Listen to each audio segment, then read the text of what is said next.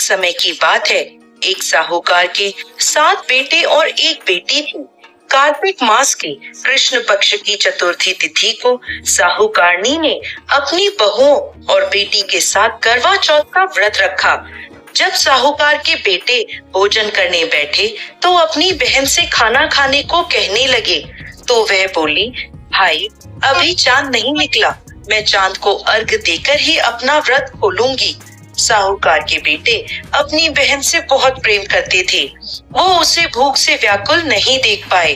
उन्होंने नगर के पास की एक पहाड़ी पर दीपक जलाकर चलने की ओट में रख दिया और बहन से बोले, देखो बहन, चांद निकल आया, अब तुम अपना व्रत खोल सकती हो। साहूकार की बेटी दौड़ी दौड़ी भाभीियों के पास गई और कहने लगी, भाभी देखो चांद निकल आया, चलो व्रत खोलते हैं। ये सुनकर भाभियां बोली, भाई साहब ये तो आपका चांद निकला है, हमारा चांद निकलने में अभी समय है।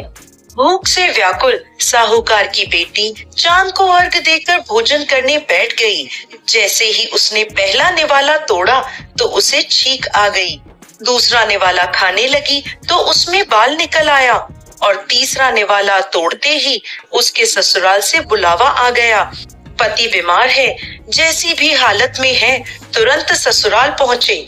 माँ बेटी को विदा करने के लिए जब बक्से में से कपड़े निकालती है तो बार बार काले और सफेद रंग के कपड़े निकलते हैं।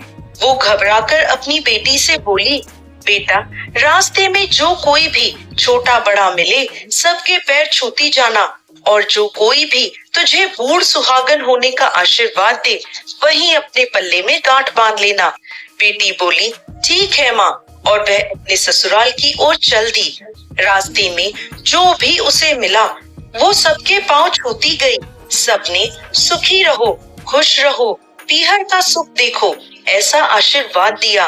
देखते ही देखते वो अपने ससुराल पहुंच गई। ससुराल के आंगन में छोटी ननद खेल रही थी। जब उसके पास गई तो उसने आशीर्वाद दिया, सदा सौभाग्यवती रहो, पुत्रवती हो। ये सुनते ही उसने अपने पल्ले पर गांठ बांध ली और अंदर गई तो देखती है कि उसके पति का शव रखा है और उसे ले जाने की तैयारी हो रही है। वो बहुत रोई। जैसे ही उसके पति को ले जाने लगे वो रोती हुई बोली, मैं इन्हें कहीं नहीं जाने दूंगी। जब कोई नहीं माना तो बोली, मैं भी इनके साथ चलूंगी। जब वो नहीं मानी तो बड़े बूढ़े बोले, ले चलो इसे भी साथ में। वो सबके साथ शमशान चली गई। अंतिम संस्कार का समय हुआ तो बोली, मैं इन्हें नहीं जलाने दूंगी। सभी लोग नाराज हुए और बोले, पहले तो अपने पति को खा गई, अब उसकी मिट्टी भी खराब कर रही है। लेकिन उसने किसी की नहीं सुनी और अपने पति को लेकर बैठ गई। परिवार के बड़ों ने निर्णय लिया कि इसे यहीं रहने दो, एक झोपड़ी डलवा दो। वो उस झोपड़ी में अपने पति को लेकर रहने लगी। पति की साफ सफाई करती और उसके पास बैठी रहती। दिन में 2 बार उसकी छोटी ननद खाना देने आती। वो हर चौथ का व्रत करती, चांद को अर्घ देती और जब चौथ माता आती तो कहती, बोले करवोले, भाइयों की प्यारी करवोले, घड़ी बुखारी करवोले।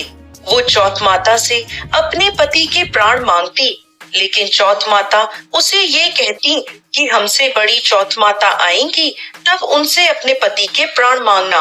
एक एक करके सभी चौथ आई और सभी यह कहकर चली गई। अश्विन की चौथ माता बोली, तुमसे कार्तिक की बड़ी चौथ माता नाराज है, तेरा सुहाग वही लौटाएंगी, तू उनके पैर मत छोड़ना और 16 श्रृंगार का सारा सामान तैयार कर लेना। जब कार्तिक की बड़ी चौथ करवा चौथ आई तो उसने अपनी छोटी ननद से 16 श्रृंगार का सामान मंगवाया, करवे भी मंगवाए। जब सास को यह पता चला तो वो बोली, पागल हो गई है, जो मांगती है दे आओ।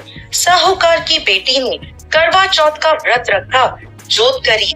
जैसे ही चौथ माता प्रकट हुई तो बोली, बोले करवोले, भाइयों की प्यारी करवोले, घड़ी भुकारी करवोले, दिन में चांद उगाने वाली करवोले।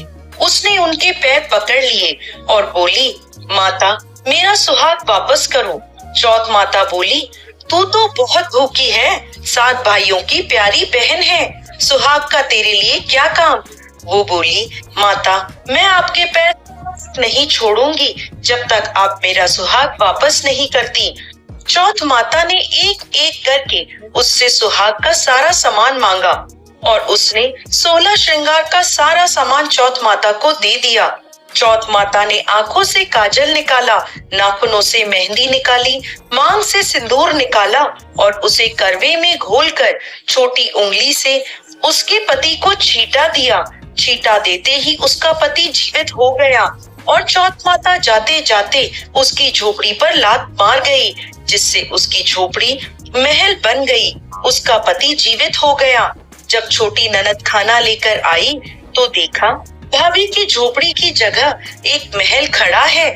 ननद को देखते ही दौड़ी दौड़ी उसके पास आई और बोली, बाईसा देखो आपका भाई वापस आ गया। जाओ सासू जी से कह दो गाजे बाजे से हमें लेने आए। छोटी ननद दौड़ी दौड़ी माँ के पास गई और बोली, माँ माँ भाई जिंदा हो गया। माँ बोली, भाभी के साथ साथ तेरा भी दिमाग खराब हो गया है। वो बोली, नहीं माँ मैंने देखा है, सच में भाई जिंदा हो गया है।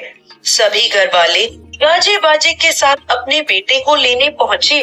बेटे को जिंदा देखकर सास बहू के पैर छूने लगी और बहू सास के पैर छूने लगी। बहू बोली, माताजी देखो आपका बेटा वापस आ गया। सास बोली, मैंने तो साल भर पहले इसे भेज दिया था, ये तो तेरे भाग्य से वापस आया है।